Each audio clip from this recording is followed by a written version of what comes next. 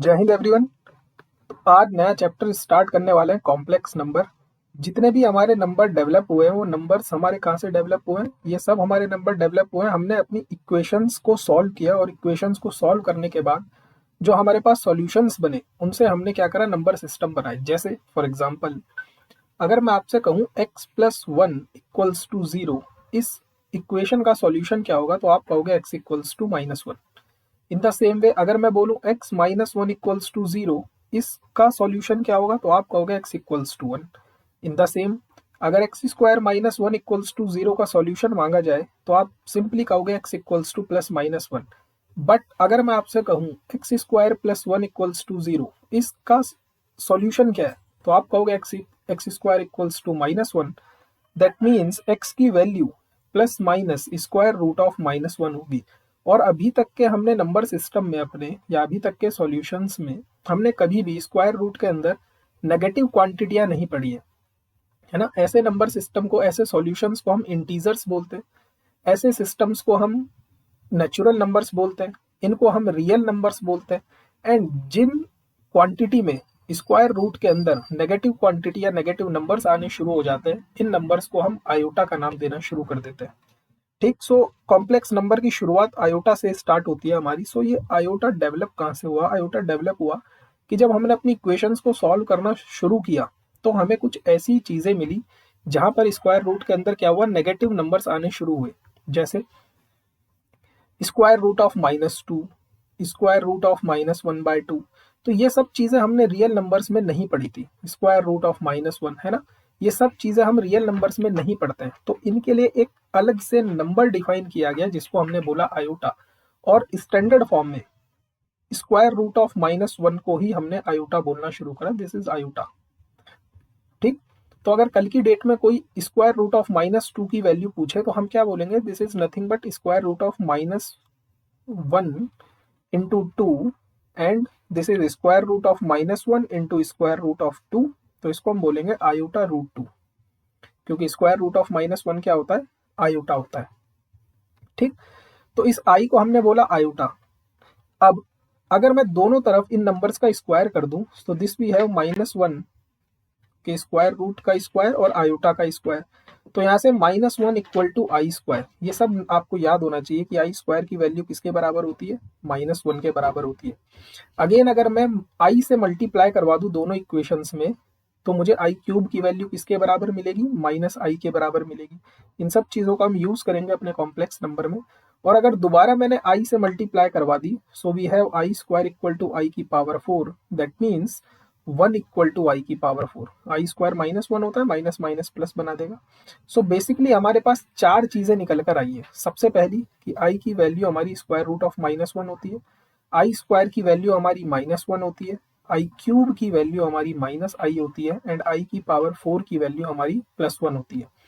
इसके बाद अगर आप कोई भी पावर इस आयोटा की करोगे तो आपको रिपीटेशंस मिलने शुरू हो जाएंगे। जैसे अगर मुझे आई की पावर फाइव की वैल्यू निकालनी है तो मैं इसको कैसे लिखूंगा? आई की power four into i. That means i की पावर फोर की वैल्यू वन होती है इंटू आई। सो आई की पावर फाइव की वैल्यू अगेन आई के बराबर आ जाएगी, जो क्या होता है? Square root of minus one. ठीक। इन द सेम वे अगर आई की पावर सिक्स की वैल्यू निकालनी है, सो दिस इज आई की पावर फोर इंटू आई स्क्वायर, और आई की पावर फोर वन होता है and I square is minus one. ठीक। तो आई की पावर फोर के बाद हमारी क्या हो रही है? साइकिल रिपीट होना शुरू हो जा रही है। तो अगर हमसे कोई भी ये चीज पूछेगा कि wait a second, what is the value of i की पावर 25, तो मैं इसको क्या लिखूंगा? इसको मैं फोर के मल्टीप्लाई में तोड़ूंगा। ठीक। तो फोर सिक्स जा 24 और प्लस वन रिमाइंडर बच गया।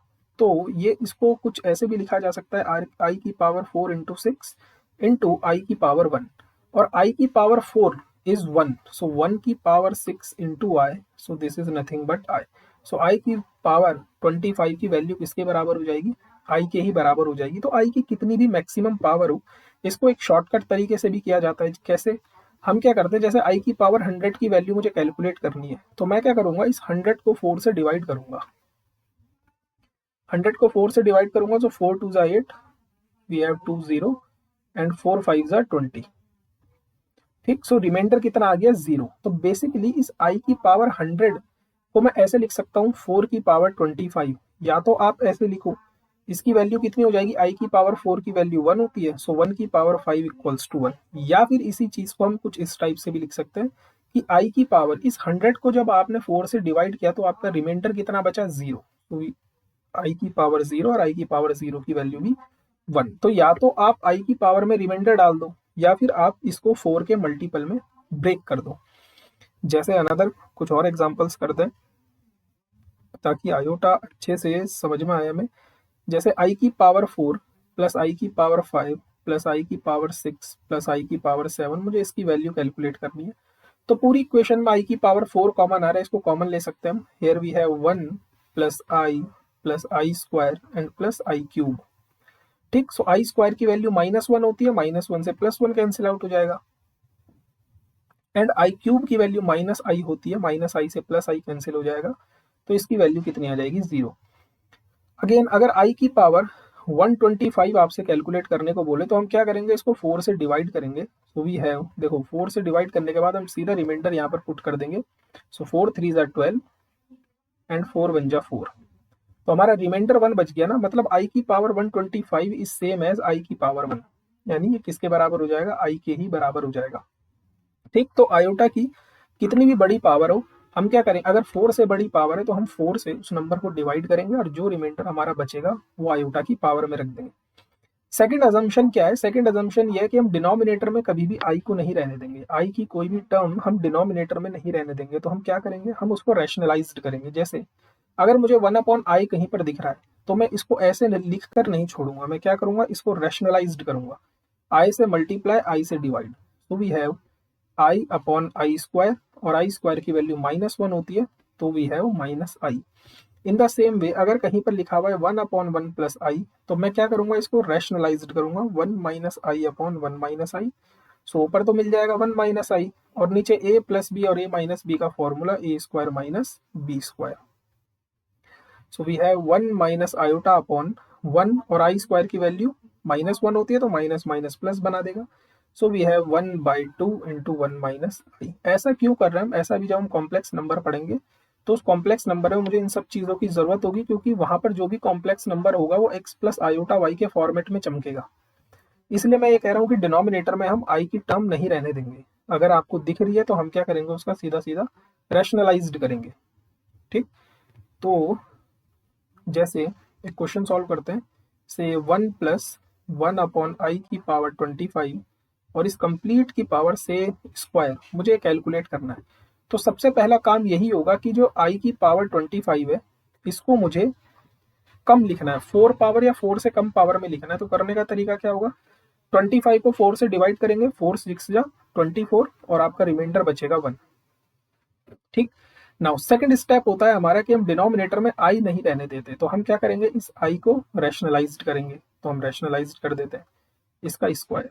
सो what we have 1 plus i upon i square is -1 का स्क्वायर। सो बेसिकली हमारे पास बच गया 1 माइनस आई का स्क्वायर। अब हम यहाँ पर सिंपली होल स्क्वायर खोल सकते हैं, a square plus b square and -2ab। तो आई स्क्वायर की वैल्यू -1 होती है, -1 से +1 कैंसिल आउट हो जाएगा, तो हमारा आंसर कितना आ जाएगा, 2 आयोटा। ठीक, आपको एनसीईआरटी में आयोटा से रिलेटेड क्वेश्चंस काफ़ी मिल जाएंगे। अदरवाइज आपके पास आरडी शर्मा होगी, आप आरडी शर्मा से इसकी प्रैक्टिस कर सकते हैं। सो बेसिकली आयोटा आया कहाँ से, आयोटा आया है हमारा x² + 1 = 0 की इक्वेशन को सॉल्व करके। जो हमें x की वैल्यू मिली थी उसमें x की वैल्यू हमें ±√(-1) मिली थी, और इस -1 को ही हमने क्या नाम दिया, आयोटा नाम दिया। ठीक, आगे चलकर हम इस आयोटा को बोलेंगे कि ये इमेजिनरी पार्ट है, इमेजिनरी चीज है। ठीक है, सो आयोटा के बारे में इंफॉर्मेशन लेने के बाद अब हम चलते हैं अपने कॉम्प्लेक्स नंबर पे। लेकिन कॉम्प्लेक्स नंबर से पहले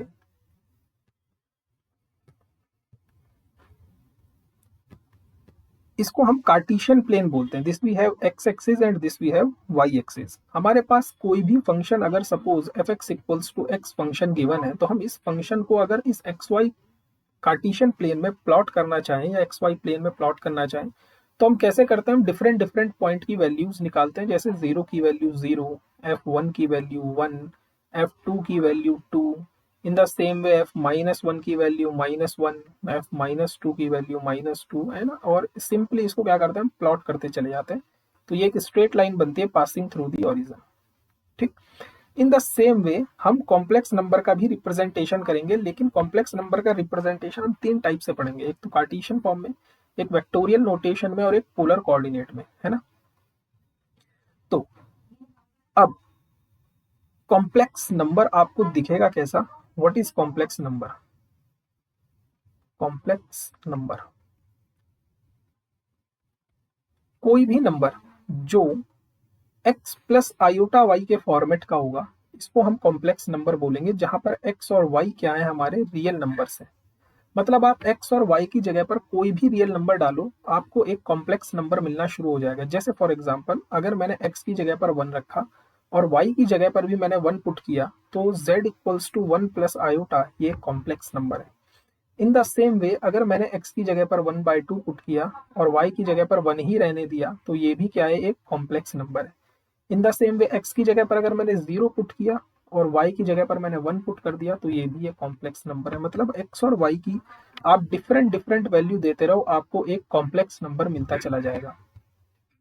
ठीक। अब आप ये नहीं कहोगे कि x की जगह पर मैंने स्क्वायर रूट ऑफ -2 रख दिया एंड y की जगह पर से मैंने स्क्वायर रूट ऑफ -1/2 रख दिया, तो ये कॉम्प्लेक्स नंबर नहीं है। क्यों? क्योंकि x और y मेरे रियल नंबर है और रियल नंबर में स्क्वायर रूट ऑफ -2 अलाउड नहीं है। तो आपको क्या करना है, x और y की जगह पर different different real numbers put करने हैं, तो आपको एक कॉम्प्लेक्स नंबर मिलना शुरू हो जाएगा। ठीक। तो complex number z equals to x plus i y, ये बना किन किन चीज से, ये एक तो x से बना है और एक y से बना है, और ये x और y दोनों के दोनों ही क्या है, रियल नंबर है। ठीक, ये दोनों के दोनों क्या है, रियल नंबर है। तो बेसिकली अगर इसको थोड़ी देर के लिए कार्टेशियन प्लेन में देखा जाए, से ये हमारी x एक्सिस है और ये हमारी y एक्सिस है, तो जो हमारा कॉम्प्लेक्स नंबर है वो तो एक x एक्सिस से बना है और एक y एक्सिस से बना है, और ये आयोटा केवल एक रिप्रेजेंटेशन है। ये क्या बता रहा है, ये आपको केवल ये बता रहा है कि किसी भी कॉम्प्लेक्स नंबर में हमारे 2 पार्ट हैं, पहला पार्ट बिना आयोटा वाला और दूसरा पार्ट आयोटा वाला। मतलब अगर कल की डेट में मेरे सामने कोई कॉम्प्लेक्स नंबर 1 प्लस आयोटा आया, तो मैं यहाँ से केवल एक चीज समझूंगा कि जो एक्स वाला पार्ट है, जो बिना आयोटा वाला पार्ट है, वो 1 है, और जो आयोटा वाला पार्ट है, मतलब आयोटा का जो कोएफिशिएंट है, वो y एक्सिस को डिनोट कर रहा है। सो बेसिकली ये x एक्सिस को डिनोट कर रहा है और ये y एक्सिस को डिनोट कर रहा है। मतलब ये 1,1 पॉइंट यहाँ पर कहीं पर होगा एक्स वाई प्लेन में, और इसी को मैं बोल रहा हूँ 1 प्लस आयोटा। ठीक, this is what, this is our complex number z। In the same way अगर कहीं पर 1/2 और -1/2 आयोटा मिला है, तो इस चीज से मैं क्या समझूंगा कि मेरा x कोऑर्डिनेट तो 1/2 है और y कोऑर्डिनेट आयोटा का कोएफिशिएंट है, मतलब -1/2। सो x एक्सिस पर पॉजिटिव 1/2 एंड y एक्सिस पर नेगेटिव -1/2। तो ये जो पॉइंट है, दिस पॉइंट 1/2 -1/2, ये मेरा कॉम्प्लेक्स नंबर डिनोट कर रहा है 1/2 माइनस का 1/2 आयोटा। ठीक। सो किसी भी कॉम्प्लेक्स नंबर को, जो भी कॉम्प्लेक्स नंबर आपके सामने गिवन है, उसको आप एक्स वाई प्लेन में डिनोट कर सकते हो, और कॉम्प्लेक्स नंबर में इसका एक अलग से नाम है। आप जब कोऑर्डिनेट सिस्टम पढ़ते हो तो इसको एक्स वाई प्लेन पढ़ते हो या कार्टेशियन प्लेन पढ़ते हो, और कॉम्प्लेक्स में इसको हम आर्गन्ड प्लेन बोलते हैं। This is what, this is Argand plane. तो किसी भी कॉम्प्लेक्स नंबर को आप आर्गन्ड प्लेन में इजिली डिनोट कर सकते हो, कोई भी कॉम्प्लेक्स नंबर हो। ठीक है, लेकिन हर बार ये चीजें डिनोट करना अभी धीरे धीरे टफ होता जाएगा, तो हम इसके लिए अलग अलग वैरायटी पढ़ते हैं, अलग अलग पोलर फॉर्म पढ़ते हैं, इसकी वेक्टोरियल फॉर्म पढ़ते हैं, ऑयलरियन फॉर्म पढ़ते हैं। ठीक, ये सब चीजें क्या करती हैं, कॉम्प्लेक्स नंबर को और ज्यादा आसान बना देती है। तो बेसिकली अभी तक आपने केवल आयोटा के बारे में जाना कि आयोटा होता क्या है, ये आयोटा का काम क्या है। इस पर बेसिकली एक दो क्वेश्चंस बनते हैं एपीजीपी से रिलेटेड, वो भी सब हम डिस्कस करेंगे। अभी केवल इंट्रोडक्शन ले रहे हैं कि है क्या चीज, कॉम्प्लेक्स नंबर डेवलप कहाँ से हुई है, तो आयोटा क्या होता है, एंड कॉम्प्लेक्स नंबर किस टाइप का दिखता है। हर एक कॉम्प्लेक्स नंबर आपको इसी टाइप का दिखेगा। ठीक, तो ये z आपको बता रहा है this is what, this is complex number. ये क्या है, कॉम्प्लेक्स नंबर। और इस कॉम्प्लेक्स नंबर को हम दो चीजों से मिलकर बनाते हैं, एक तो x और एक y, जहां पर हमने बोला x और y दोनों के दोनों रियल नंबर है। अब इस x को बोला जाता है, this is what, this is real part of complex number. ये क्या है, real part of complex number. And ये जो आयोटा वाला पार्ट है, this part is imaginary part this is imaginary part of complex number, imaginary part of complex number. So कोई भी complex number दो चीजों से मिलकर बना होता है, एक तो बना होता है real part of z, z मतलब real part of complex number, plus imaginary part of complex number. ठीक, तो ये दो, किसी भी कॉम्प्लेक्स नंबर के कितने पार्ट्स हैं? दो पार्ट है, एक रियल पार्ट है और एक इमेजिनरी पार्ट है। तो जो अब हम एक्स वाई प्लेन पढ़ते हैं, जो हम कार्टेशियन प्लेन पढ़ते हैं, इस कार्टेशियन प्लेन में जो हमारी एक्स एक्सिस है, ये एक्स एक्सिस हमारी डिनोट करेगी दिस इज रियल पार्ट। ये हमारे किसको, ये भी आगे जाकर सबका इस्तेमाल करेंगे हम। ये एक्स एक्सिस हमारी अब हम किस चीज के लिए यूज करेंगे इसका कॉम्प्लेक्स नंबर में? रियल पार्ट के लिए। और ये जो वाई एक्सिस है इसका हम यूज करेंगे अब इमेजिनरी पार्ट के लिए। This is what, this is imaginary part of complex number, complex. ठीक है, सो एक हमारे पास रियल पार्ट है और एक हमारे पास इमेजिनरी पार्ट है। ये पूरी एक्स एक्सिस हमारी रियल पार्ट को डिनोट करेगी और ये पूरी वाई एक्सिस हमारी इमेजिनरी पार्ट को डिनोट करेगी। तो अगर मार्केट में कुछ ऐसा क्वेश्चन आ जाए, व्हाट इज 0 + 0 आयोटा, ये एक कॉम्प्लेक्स नंबर है, हम बोलेंगे yes this is our complex number. और ये कॉम्प्लेक्स नंबर कहाँ पर है? तो हम बोलेंगे एक्स एक्सिस पर 0, यहाँ पर ओरिजिन पर होगा, एंड वाई एक्सिस पर भी 0, मतलब ये जो 0,0 पॉइंट है ये हमारा कॉम्प्लेक्स नंबर है। कोई हमें ये बोलेगा ये 1,1 क्या है, तो हम बोलेंगे ये आर्गेंड प्लेन में 1 + आयोटा है। कोई हमें बोलेगा कि -1,1 ये क्या है, तो हम बोलेंगे दिस इज -1 + आयोटा। ये आर्गेंड प्लेन में कॉम्प्लेक्स नंबर को डिनोट कर रहा है। सो किसी भी कॉम्प्लेक्स नंबर के हमारे दो पार्ट है, एक रियल पार्ट और एक इमेजिनरी पार्ट, और इसको हम डिनोट भी ऐसे करेंगे क्योंकि कई बार आपको क्वेश्चंस में ऐसा लिखा हुआ मिलेगा रियल पार्ट ऑफ जेड, तो इसका हम सेंस क्या समझेंगे कि ये एक्स की बात कर रहा है, ये किसी भी कॉम्प्लेक्स नंबर के रियल पार्ट की बात कर रहा है। और अगर कहीं पर हमें ऐसा लिखा हुआ मिला इमेजिनरी पार्ट ऑफ जेड, तो हम सीधा समझेंगे कि ये वाई की बात कर रहा है, मतलब ये आयोटा का जो कोएफिशिएंट है ये इसकी बात कर रहा है। ठीक, तो नेक्स्ट लेक्चर में इसके क्वेश्चंस पर डील करेंगे, आयोटा के क्वेश्चंस पर डील करेंगे, किस टाइप के क्वेश्चंस बनते हैं, एंड फर्दर हम कॉम्प्लेक्स नंबर के मैग्नीट्यूड, इसका आर्ग्यूमेंट और इसके मॉड्यूलस पर चर्चा करेंगे। तो नेक्स्ट सेशन में मिलते हैं, तब तक के लिए जय हिंद, जय भारत।